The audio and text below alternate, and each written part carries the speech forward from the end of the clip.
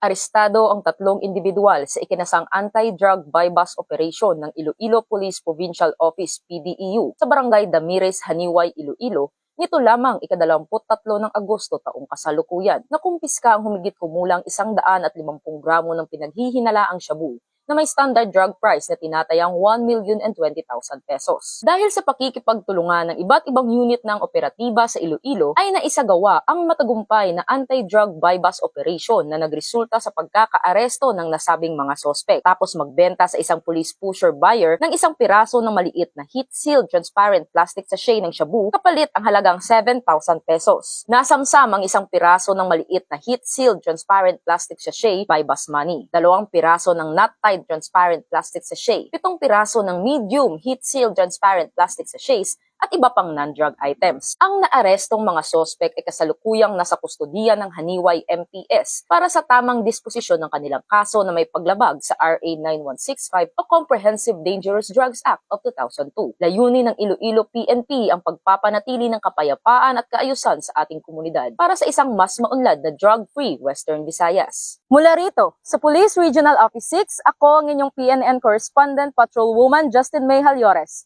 Alagad ng batas, tagataguyod ng balitang pulis.